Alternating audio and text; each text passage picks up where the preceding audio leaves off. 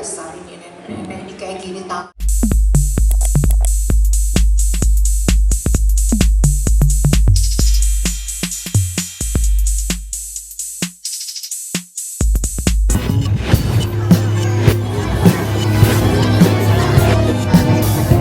Menurut saya yang nggak kering, yang dipakein bedak itu nempel, ya kan?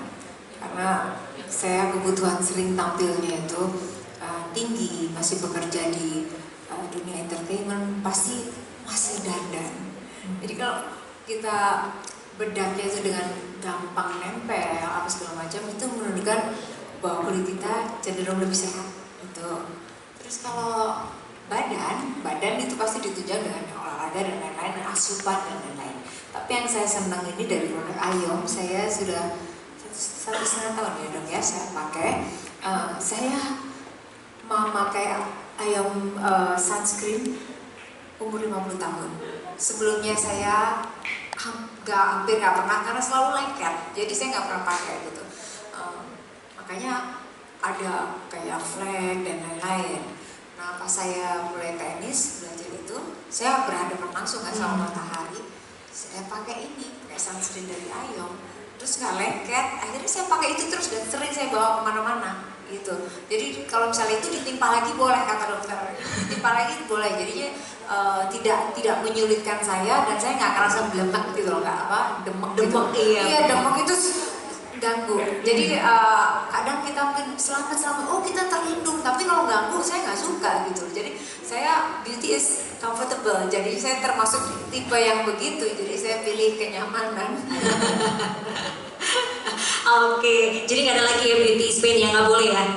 No, tuh kata Mbak Ayom gitu. Ya, saya mungkin beda sama adik saya, dia spin, saya mesti comfortable. Yes. Saya mau males banget namanya lama-lama ada di salon. Kalau bisa gunting rambut aja, saya ngecat uban juga di rumah semuanya gitu. Jadi memang cenderung malas. Terus saya punya pengalaman yang treatment malah salah gitu. Misalnya pakai mesin malah nyeplok jadi hitam gitu. Jadi ada pengalaman seperti itu. Terus kemudian saya juga takut jarum ya kan.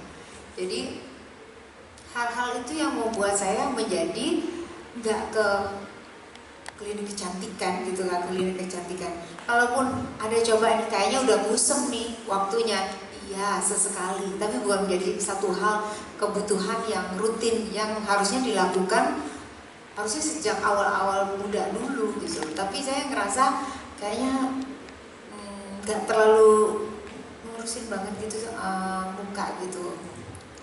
Jadi mungkin hal yang lain, mungkin nanti pas makeup ketutup ini itu apa segala macam gitu. Saya lebih olahraga iya gitu, tapi muka saya nggak terlalu konsentrasi ke situ gitu. Nah tapi pas saya pernah salah pakai mesin, itu yang saya khawatir, loh kok jadi fat banget saya gitu. Jadi saya kemana? Saya DM-in cari tahu dokter yang mana apa segala macam, termasuk dokter Olive yang saya DM-in gitu ya. Saya tulis keluhan saya ini itu dan lain-lain. Saya juga sebenarnya ulang lagi ke belakang, saya pernah dikontrak salah satu produk shampoo, bukan shampoo, semir rambut kan kalau nyemir tuh 30 menit harus cuci. Saya itu kadang-kadang di rumah itu masih ini tanaman, ini apa segala macam, jadi kesuwen keramasnya itu juga merusak kulit. Keramasnya mungkin telat jadi 2 jam, jadi itu juga salah satu merusak kulit gitu. Saya rajin memakai lidah buaya di rumah, itu saya kerjakan karena di rumah juga kan, jadi itu apa segala cukup membantu juga lidah buaya itu juga gitu. Tapi yang perawatan khusus itu memang malas. Nah pas saya ngalamin pas pakai satu alat, ternyata kok fleknya makin hitam, itu baru saya cari dokter, saya keluhkan segala. Jawabannya ada yang menjawab, ada yang tidak, ada entah itu maksudnya dia nggak menyanggupi bisa menyembuhkan wajah saya dengan cepat atau apa enggak. Saya datang ke dokter, konsultasi ke dokter Olive, tapi dokter Olive juga jawabnya dia bukan ketok magic. Pertama itu, tapi Tapi saya tetap datangin karena ada hasil-hasil yang saya lihat. Dokter Olive itu kan ada Sophie, Andin, semuanya kan di sana. Nah pas saya lihat itu, saya lihat mukanya, ini kemana ini? Akhirnya saya langsung datangin ke Dokter Olive, saya dapat jadwal. Bertemu Dokter Olive, saya nggak ngomong apa-apa, saya pengen tahu. Kan banyak ya kalau kita datang, kita duluan yang ngomong, dia tinggal jawab, ya pasti tahu. Tapi saya diam aja, saya pengen tahu masalahnya. Dokter Olive cuma bilang, coba lihat saya Mbak Yuni, gitu. Mbak Yuni, ini ya, ininya di sini ya, ini di sini. Itu memang betul yang saya lakukan. Saya melakukan, misalnya saya melakukan botox waktu itu ya, yang saya lakukan itu aja. Botox gitu, botox rahang memang iya. Oh iya, Mbak Yuni, botoxnya di rahang ya? Oh iya, dokter tahu, ini masalahnya di sini. Begitu aja dari awal dia sudah mengetahui apa yang saya lakukan, apa problem saya, berarti saya datang ke tempat yang tepat. Itu saja, karena ya kadang-kadang kita datang gitu, dia sudah tahu apa yang kita butuhkan gitu, berarti saya nggak salah nih datang ke sini. Selanjutnya Dokter Olive yang handle saya. Nah terus kemudian ada pas ke situ itu nggak tahu saya perawatan apa aja, itu nggak tahu. Jadi gini, dok saya ini, oh ini harusnya diginiin Mbak Yuni gitu. Oh gitu, saya banyak baru tahunya itu setelah di situ, betul-betul baru tahu. Terus kita kan kalau usia segini nggak bisa dibohongin di leher, nggak bisa dibohongin lah. Maksudnya apalagi saya nyanyi, ngotot-ngotot, ini apa segala macam pasti ada lah ya. Kadang-kadang kalau misalnya kita lihat saya posting sesuatu, kan pasti ada yang ngomong, oh leher nggak bisa dibohongin, ini apa sok muda. Nggak ada, saya nggak sok muda-mudain. Emang saya begini adanya. Terus usia saya memang segini. Mungkin yang komentar itu usianya muda, belum ngalamin kalau usianya itu berlanjut pasti akan ada kerutan sana sini dan lain-lain. Nah kebetulan dokter Olive bilang, Mbak Yuni ini lehernya kecil dan kulitnya tipis. Nah saya kebetulan belum berani melakukan facelift, saya belum berani, jarum aja saya takut. Terus umur segini kalau salah-salah tindakan berabe banget ya kan.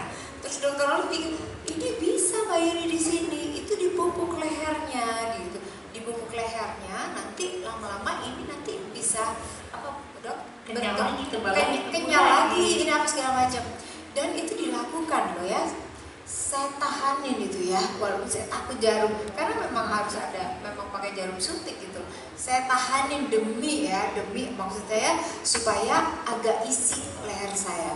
Karena memang benar-benar kecil dan tipis lehernya, jadi otomatis kalau saya misalnya teriak dikit, ini pasti akan ada gini, pasti ada tulang ini kosong gitu. Nah itu dipupuk sama dokter Olive, terus akhirnya jadi isi lagi gitu loh. Jadi saya pikir nggak perlu melakukan tindakan yang besar dulu, karena saya juga takut itu dan saya keloid, banyak pertimbangan saya itu.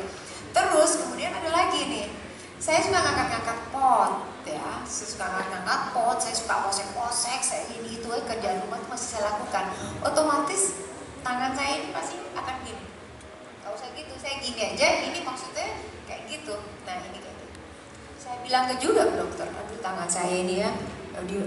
Orang tuh ngatain saya sampai dasar ini nenek ini kayak gini, tangannya gini. Memang saya ngangkat-ngangkat, tapi dokter Olive bilang, Mbak Yuni itu juga bisa ditumpuk ini. Jadi semuanya berjalan sesuai kondisi saya waktu itu. Yang saya hanya ngobrol saja, saya nggak nanya dokter Olive ini gimana ya, ini enggak berjalan. Dok saya ini loh ya dok, tangan saya ini dikata-katain orang gini-gini apa segala. Emang saya kerjaannya emang masih seneng bersih-bersih rumah, masih ngangkat-ngangkat pot orang segala macam. Oh ini bisa, dokter Olive juga yang ngerjain ini, jadi tangan saya cukup terisi gitu, jadi kayak saya gitu. Mbak Yuni. Jadi ini memang ada dokter Olive semua yang ngerjain. Jadi banyak juga yang salah, oh iya jelas aja ini kesini melakukan. Saya belum berani melakukan tindakan facelift, saya belum berani berang jarum apa segala macam, itu saya nggak lakukan. Tapi yang leher ini saya pantengin, saya tahanin, nggak apa-apa yang penting ini, daripada saya takut keloid dan lain-lain, karena saya cenderung itu. Terima kasih dokter sudah menyelamatkan ini yang belum tahu memang demikianlah saya memang yang cenderung pemalas, telat untuk melakukan treatment, tapi saya datang ternyata treatment di tempat yang tepat.